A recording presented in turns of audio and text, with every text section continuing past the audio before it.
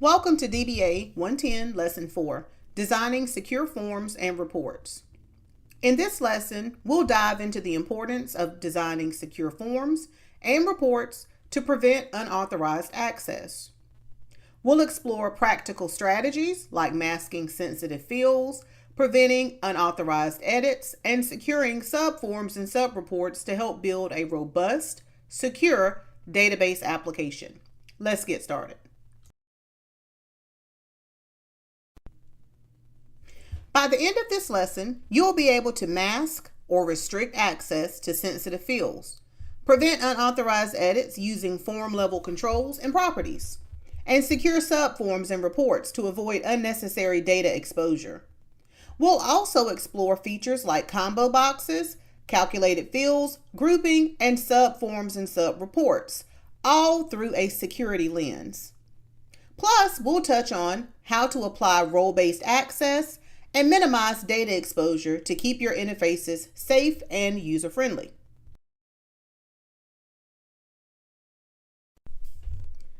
Before we dive into the details, let's take a moment to think about how familiar you are with designing forms and reports that prevent security threats.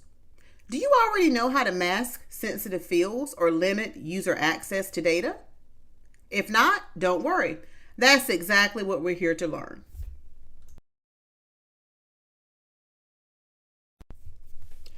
Let's take a look at masking sensitive fields. Imagine you have a social security number stored in a database.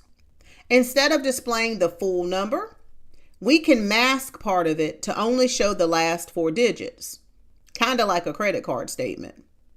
For example, in Microsoft Access, you could use a formula like equals, a series of asterisks, ampersand sign, right social security number field, and the number 4.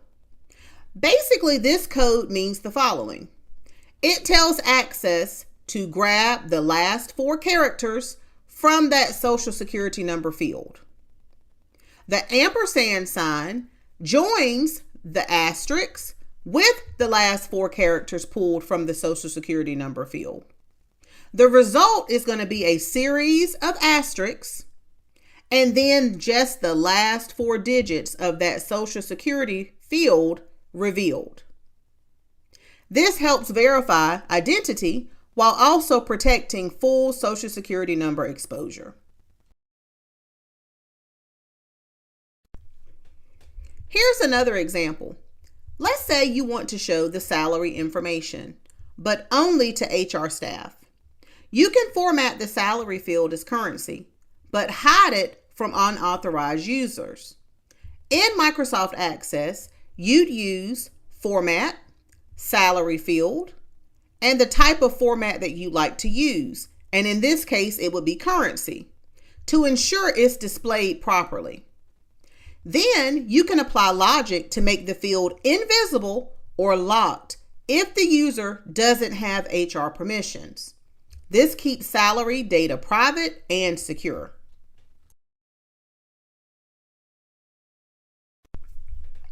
Why does masking matter?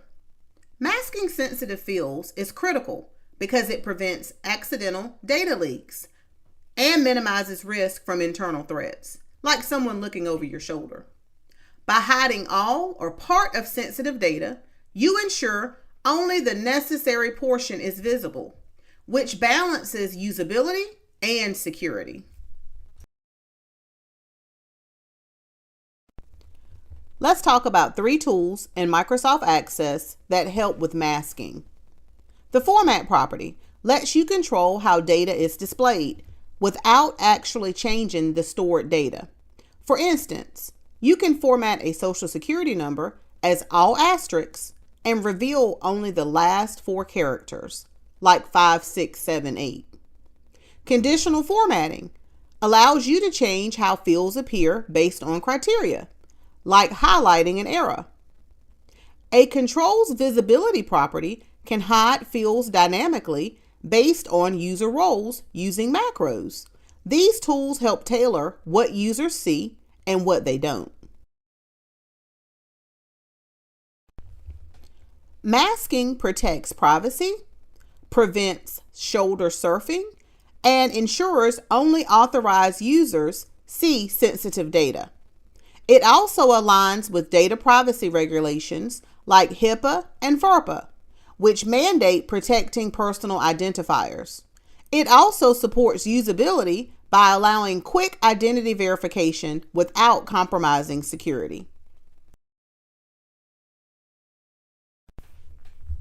Preventing unauthorized edits is about making sure users can only change what they're supposed to. For example, you might lock a field so it can be viewed, but not edited. You can also disable it entirely, so it's grayed out and can't be selected. You can also set a whole form to read only by adjusting the allow edits, allow deletions, and allow additions properties. This enforces data integrity and the principle of least privilege. Let's see some concepts in action. In this example, we want to restrict the salary field to HR users only. For the salary field, the code here represents the following logic. If the user is HR, the salary field is unlocked and can be seen and edited. If the user is not HR, the salary field is locked and cannot be seen or edited.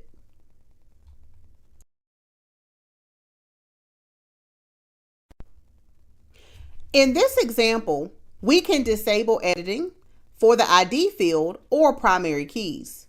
By locking and disabling them, we can prevent accidental changes. In this example, we can create view-only forms. By setting the form to read only, we can disable edits, deletions, and additions. Least privilege means giving users access only to the data and functions they need to do their jobs, nothing more. This reduces risk from insider threats and accidental damage, supports audit trails, and ensures critical data can't be altered by mistake.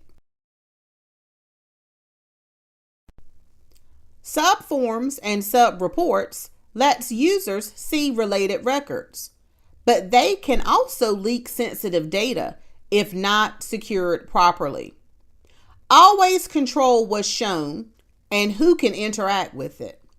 Otherwise, users might see information they shouldn't, like other employee schedules or performance data.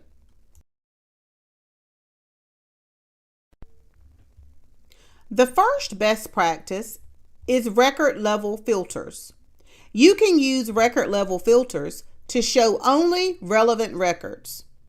For example, you might use a query like select all from project assignments where status equals active to hide inactive assignments. This minimizes data exposure and keeps users focused on what they need to see.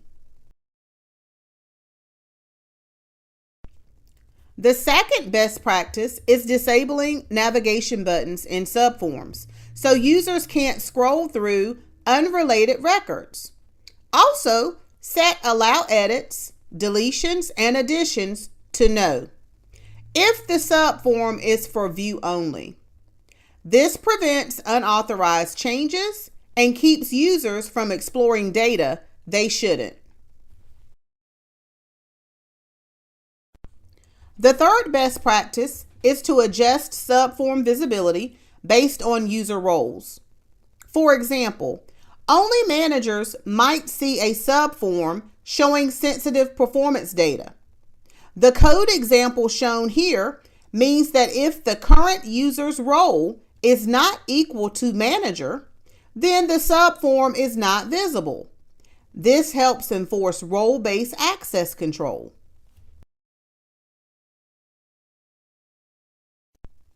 Combo boxes are like drop-down menus. They limit user input to a pre-approved list of choices.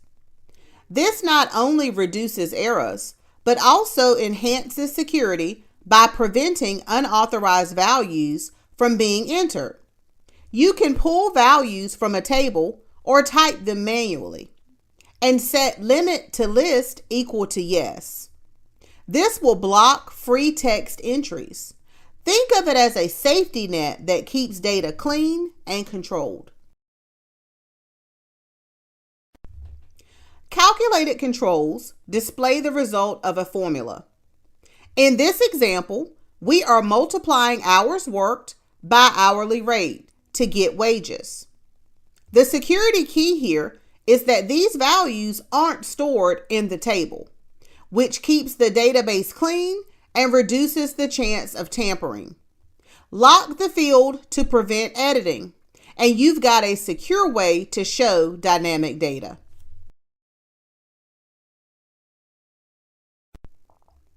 Grouping helps organize your reports by categories, like a department or date, so users can see summaries more easily. But be careful. Don't put sensitive data like social security numbers in group headers. Use aggregate functions like the average function, the sum function, or the count function instead. This keeps your reports clean, readable, and secure. Subforms and subreports help you display related records, like showing a customer's orders under their main profile. They're great for maintaining relational connections, but be sure to filter them to show only what's relevant. You can set them to read only if users don't need to edit, and hide them from unauthorized users. This keeps your data organized and secure.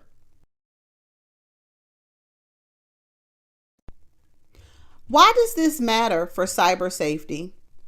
All of these techniques, like combo boxes, calculated controls, grouping, subforms, work together to build forms and reports that protect data and limit exposure. By using these features smartly, you prevent malicious or accidental data entry, ensure consistent output, avoid exposing personal details, and control access. It's a layered approach to cybersecurity in your database design. Form-level security is all about controlling what each user can see and what they can do. For example, you can hide the social security number field unless the user is an admin by writing a simple line of DBA code like you see on the screen. This tailors the interface to each user role, reducing risk and improving data protection. Implementing role-based controls means creating a user role table or parameter that defines what each user can see and do. For example, only managers might see salary fields, or you might show different navigation options depending on whether the user is in HR or finance. This way, everyone gets access to exactly what they need to see and nothing more.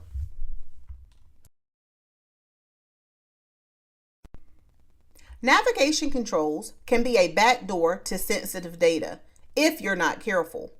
Instead of letting users browse the entire navigation pane, build custom navigation forms with buttons that only open the forms and reports relevant to their role. Hide sensitive objects and use macros to control what's accessible. That's how we keep users in their lane.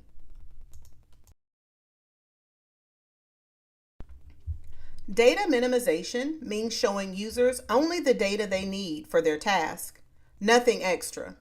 This reduces risk, supports regulations like HIPAA and FERPA, and prevents information overload. For example, show summaries rather than detailed personal information, or display only the last 4 digits of a social security number. Dashboards are great for controlling access too.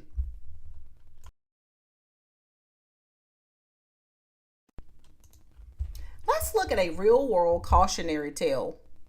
In 2022, a state-run unemployment system exposed sensitive data for over 200,000 users. Why? Because forms and reports weren't secured properly. Full Social Security numbers and bank account numbers were displayed in plain text. Fields weren't locked, subforms weren't filtered, and there were no role-based controls. This was a perfect storm for bad security.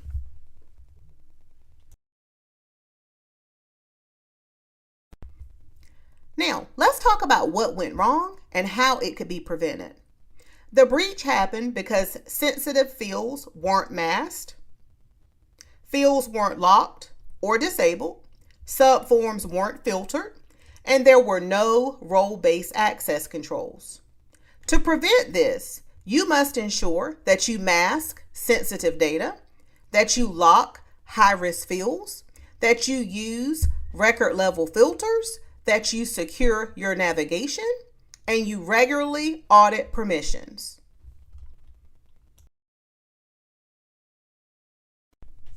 Now that we've covered all of this, how confident do you feel about designing forms and reports to prevent security threats?